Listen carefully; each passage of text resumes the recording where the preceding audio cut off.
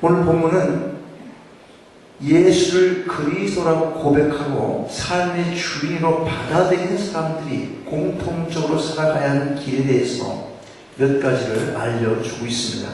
23절을 보면 또 무리에게 이르시되 아무든지 나를 따라 오려거든 자기를 부인하고 날마다 제 십자가를 지고 나를 쫓을 것이다. 그렇게 말씀합니다.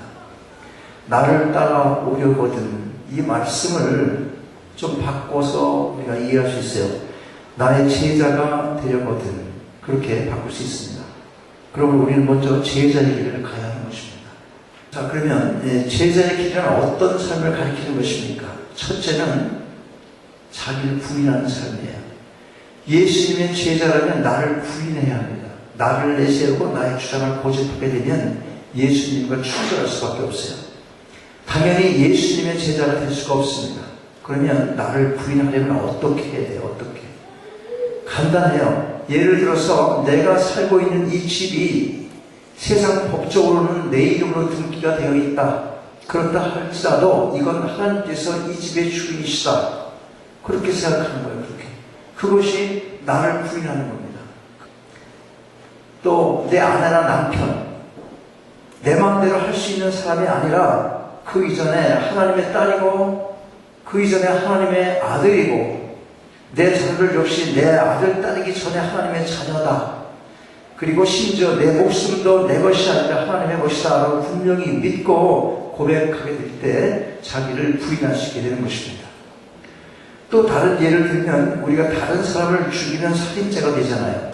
마찬가지로 내가 자살을 해도 그것 역시 타인을 죽이는 살인죄와 똑같습니다. 왜냐하면 저 사람의 생명이 하나님의 것이라면 나의 생명도 누구의 것? 하나님의 것이에요. 그러므로 믿는 사람은 절대로 자살할 수 없다는 것입니다. 이렇게 하나님의 것을 분명히 할 때 나 자신을 부인할 수 있게 되는 것입니다. 제자의 삶 두 번째는 날마다 자기 십자가를 지는 삶이에요. 다른 사람의 십자가가 아니라 자기 십자가, 그것 잊어버리면 안 됩니다. 예를 들어 시집을 갔어요. 근데 시어머니 학대를 받습니다. 이게 십자가다. 그렇게 생각하면 안 된다는 거예요. 왜 그렇습니까? 그것은 예수 믿는 사람은 받는 고난이 아니기 때문에 그런 거예요. 믿지 않는 사람도 그런 고난이 있잖아요. 시집살이 하고. 그걸 십자가라고 이렇게 우리가 이야기할 수 없다는 거예요. 자, 그러면 자기 십자가가 무엇을 의미합니까? 로마가 지배하는 시절 그들은 식민지 백성들 중에 흉악한 죄를 지은 사람을 십자가에 못을 박아 처형을 했습니다. 십자가에 못 박혀 사형을 당하는 사람은 자기가 박혀 죽어야 할 그 십자가를 사형이 집행되는 장소에까지 지고 가야 하는 거예요. 그러므로 자기 십자가를 지고 나를 쫓으라는 말씀을 어떻게 생각해야 되냐면 죽음을 등에 지고 따르라는 말씀인 거예요. 죽을 각오를 하고 따르는 말이죠. 여러분, 예수의 제자가 되면 죽을 각오를 하고 그 길을 따라가야 하는 것입니다. 죽을 각오하라는 거예요. 아멘 하기 싫잖아. 그죠? 아멘 해보세요. 아멘. 죽을 각오 하셔야 돼요. 죽을 각오. 제자의 삶, 셋째는요, 예수님을 쫓아가야 되는 삶이에요. 쫓다라는 것, 또 혹을 따르다는 헬라 말은 따라가다, 쫓아가다의 뜻도 있지만 닮다라는 뜻도 있어요. 다시 말해서 나를 쫓으라, 나를 따르라는 말은 나를 닮으라는 말과 같은 것입니다. 우리의 믿음은 예수님을 닮아가는 것이에요. 오랫동안 예수 믿었지만 예수 닮은 부분이 하나도 없다면 그것은 잘못된 믿음인 것입니다. 그러나 알 것이 있어요. 밖으로 보이는 것 물론 중요합니다.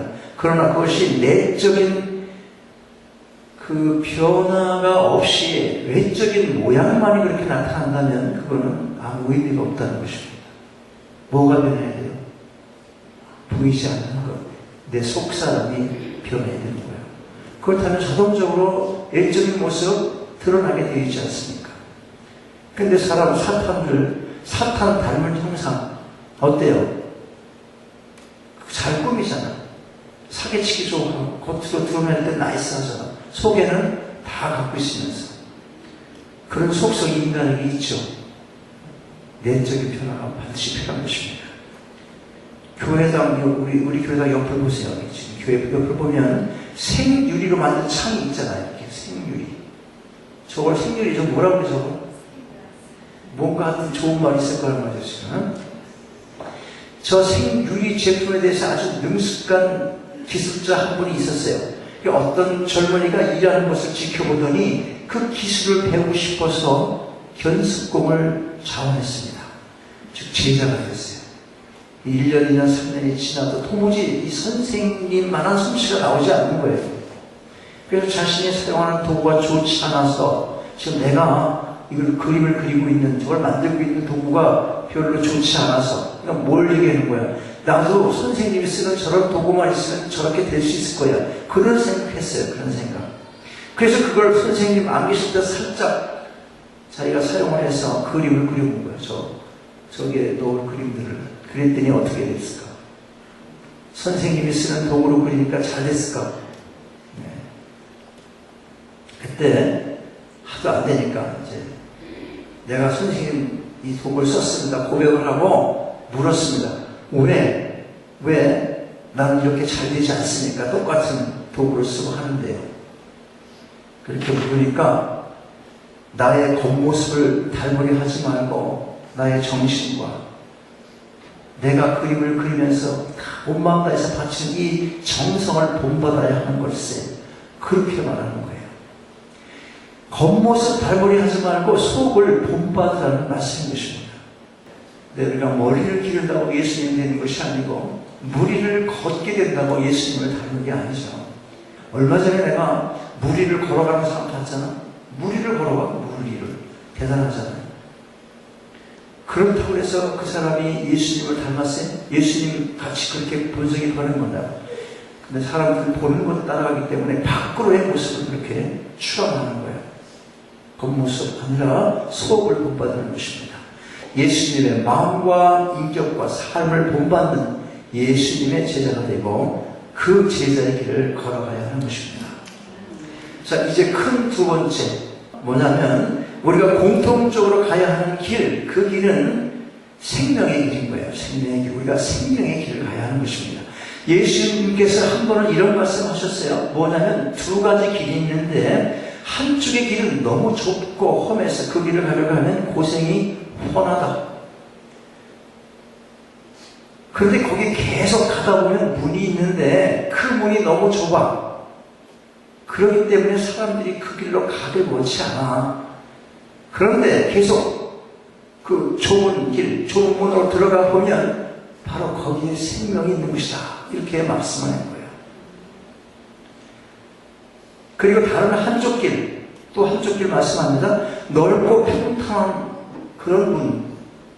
이 문은 정말 큼직해서 많은 사람들이 그 길을 선택을 하게 된다는 겁니다. 그런데 그 끝에는 뭐가 있다고? 사망이 있다는 거예요. 멸망의 길이라는 것입니다. 예수님을 따르는 길은 이렇게 고생스러운 좋은 길인 것입니다. 혹시 예수님을 편하게 믿으시고자 하십니까? 좀 편하게 믿어야죠. 기왕 믿는데. 나는 기왕 믿는데 힘들어 믿는 게 좋겠다 하는 생각이 들어요. 그래야 신앙이 더 견고해지기 때문에. 그래서 우리 여기 히로는 아마 이걸 중심이나 킬까? 고생 좀 한번 해보고. 모든 게 인내할 필요가 있다는 얘기 하는 거예요. 예수님을 따르는 길은 고생스럽고 어려운 길입니다. 그러나 그 길이 생명의 길인 것, 그것을 마음에 새기시기 바랍니다. 우리가 예수 믿으며 살다 보면 예수 믿는 것이 왜 이렇게 힘들지? 그렇게 생각될 때가 있어요. 그러나 여러분 끝까지 가시기 바랍니다. 그 길이 바로 생명의 길인 것입니다.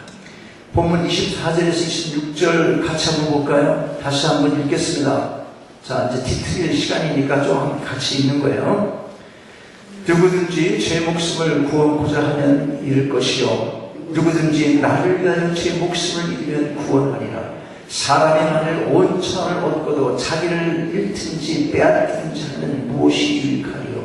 누구든지 나와 내 말을 부끄러워하면 인자도 자기와 아버지와 거룩한 천사들의 영광으로 올 때에 그 사람을 부끄러워하리라. 우리가 어디에 투자를 하느냐, 그건 아주 중요합니다. 망하는 사업에 투자하면 할수록 더 크게 망하죠. 근데 사람들은 이상하게도 망할 것 같은 느낌이 드는데도 계속 투자를 하게 되는 경우가 있어 없어요? 무언지 모르게 끌려가는 것 같은 느낌으로 계속 갖다 붙는 경우가 있습니다. 흥할 사업에 투자하면 어떻게 돼요? 그럼 내가 반대로 흥하게 되는 거죠. 투자를 해야 되는 건 당연하겠죠? 네. 일반 사회에서의 경제적인 그런 원리를 봐서도 예를 들어 예수 안 믿는 사람들은 전부 이 세상에 투자를 하는 거예요. 천국이 어디 있느냐? 왜 거기다 투자를 해? 그렇게 생각하잖아요. 그래서 세상을 위해서 돈이 생기는 대로 또는 시간이 나는 대로 거기다 투자를 하는 거예요. 그리고 피와 땀을 투자하죠. 온 정성을 다 바칩니다. 그러나 예수 믿는 사람들은 세상에 투자하는 것이 아니라 어디에 투자해요? 하늘나라에 투자를 하는 거예요. 여러분 다 알 겁니다. 근데 하늘나라에 투자하는 게 뭔지를 알아야 되는 거죠. 하늘나라를 위해서 재물과 시간과 온갖 노력 그리고 자신까지 모두를 투자를 하는 거예요. 언제 판단을 나겠습니까? 세상 것에 투자하는 사람과 하늘나라 위해서 투자하는 사람과 언제 판단을 나요?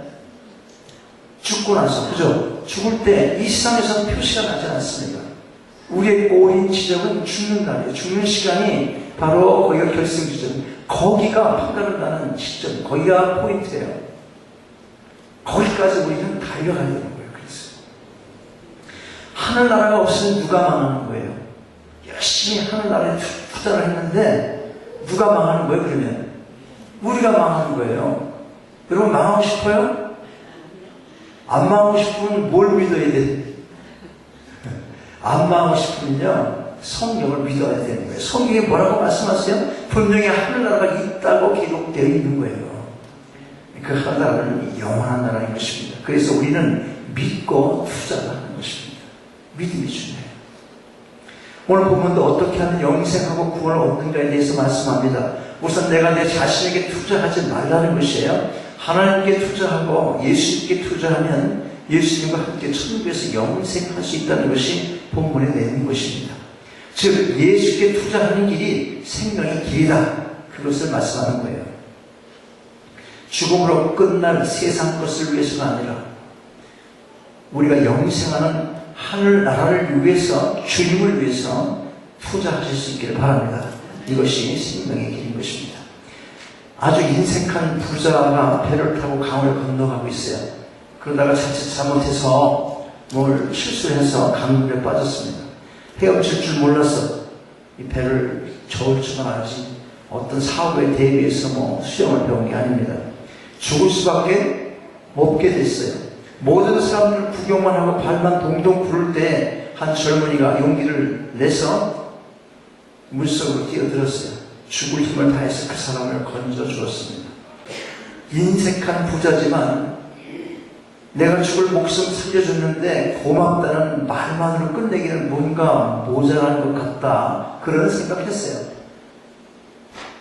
물에 다 젖은 돈이지만 그걸로 보답을 하려고 주머니에서 돈을 꺼냅니다.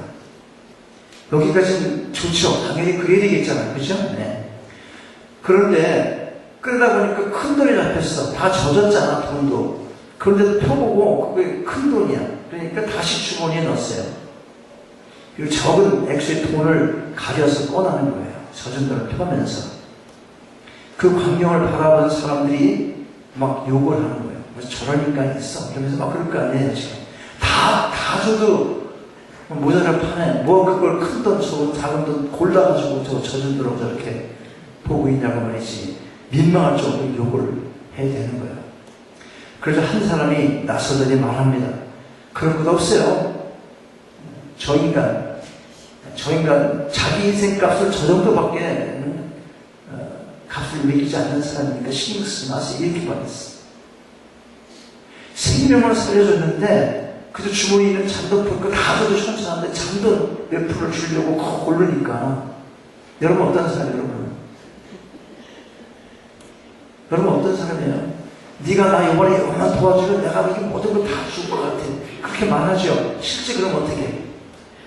어떤 사람은 전화도 안 해. 근데 보세요. 우리의 몸값이 그렇게 싼 것입니까?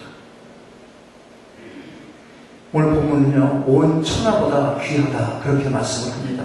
온 천하를 얻고도 내 목숨을 잃든지 빼앗기든지 하면 무슨 소용이 있겠어요? 흥하는 나라에 흥하게 하시는 예수님께 투자하고 영생의 길, 생명의 길을 살아가시는 여러분 되시기 바랍니다. 자, 우리가 공통으로 가야 하는 세 번째 길은 체험의 길입니다. 바울 사도가 다메섹 길에서 예수를 만난 후에 아라비아에 가서 3년 동안 기도 생활했지만 누가 자기를 인정해 주지 않았습니다. 결국 고향인 길리기아 다소에 가서 세월을 보내야 됐어요. 이것도 다 하나님의 훈련 과정이에요. 한 번은 기도를 깊이 하는 중에 천국에 올라갔잖아요. 얼마나 좋은지 깨어난 바울은 도저히 말할 수 없다고 했어요. 왜 말할 수 없을까요? 왜 말할 수 없죠? 이 세상에 있는 게 아니니까 말이 없어요. 그거를 묘사할 말이. 천국을 본 사람 말할 수 없어야 되는 거예요. 왜냐하면 하늘나라는 영적인 세계인데 우리가 물질 세계에서 살면서 그 세계를 무엇으로 표현할 수 있겠습니까? 당연히 말할 수 없는 거죠. 바울은 그 나라가 너무 좋았기 때문에 나중에는 세계 선교사로 다니면서 각 교회에 편지를 쓰는 중에 나는 빨리 죽어서 하늘나라 가는 것이 소원이다 그렇게 말하곤 했어요. 바울은 마지막에 순교를 하는 그 순간까지도 주님을 위해 죽음을 초월한 그런 충성을 바쳤습니다. 죽음을 초월한 충성. 그분 선교사잖아, 선교사. 그 험한 길들을 한평생 그 선교하다가 결국 뭐 했어요? 순교했잖아요. 어떻게 그럴 수 있었습니까? 그것은요, 바울이 이 깊은 신앙을 체험했기 때문에 그런 것입니다. 기독교는 그저 공자 맹자 무슨 말씀 듣고 따라가는 그런 정도가 아니라 내가 온몸으로 체험해야 되는 정도예요. 내 마음속에서 깊게 체험하지 못하면 아무 능력이 없습니다. 체험할 수 있기 바라요. 그냥 단순히 교회 왔다 갔다 하는 이런 체험이 아니라 성령께서 우리를 역사하시는 그 체험을 반드시 해야 되는 거예요. 그래야 기쁨도 있고 능력도 있고 이길 힘을 주시는 겁니다. 그래야 하나님의 소망이 얼마나 깊고 큰 것인지, 우리에 대한 하나님의 사랑이 얼마나 크고 넓고 깊고 정말 우리가 말로 표현할 수 없는 은혜인지 그걸 그때서야 깨닫게 되는 거예요. 체험을 소망하십시오. 하나님께 자꾸 기도하실 때 하나님 깊게 체험할 수 있는 그러한 좀 은혜를 내주십시오. 이렇게 기도 좀 하세요. 체험이 필요합니다. 오늘 보면 27절에서 29절 보면 내가 참으로 너희에게 이르노니 여기 서는 사람 중에 죽기 전에 하나님의 나라를 볼 자도 있느니라. 이 말씀을 하시며 8일쯤 되어 예수께서 베드로와 요한과 야고보를 데리시고 기도하시러 산에 올라가서 기도하실 때 용모가 변화되고 그곳이 길어져 광채가 나더라. 그렇게 기록하고 있어요. 이 본문의 사건은 예수님이 어느 산에 올라가서, 우리가 변화산이라고 그러잖아요. 거기서 기도하실 때 변화되어 천국의 광경이 이루어진 것을 말합니다. 이것은 천국의 모형이지 실제 천국은 아닙니다. 그런데 이 모형만 보아도 베드로가 말해요. 뭐라고 말했어요? 여기가 좋사오니. 얼마나 좋은 겁니까? 너무 좋은 거예요. 여기가 좋사오니. 잠깐 봤는데. 자, 이 천국이 어떤 나라입니까? 하나님의 나라는 소수의 나라입니다. 천하만민 60억의 인구가 모두 통틀어 이렇게 전체가 다 들어가는, 통틀어서 들어가는 그런 나라가 아니에요. 천하만민 모두가 가는데 자동으로 그 속에 나도 들어가서 하나나라 간다. 그런 개념이 아니라는 겁니다. 그렇게 간다면 감사할 것도 없고 하나님께 영광될 것도 없어요. 내게도 영광 될 게 없고 그게 감사해 하나님을 찬양하고 기뻐할 일이 없어지게 되는 거예요.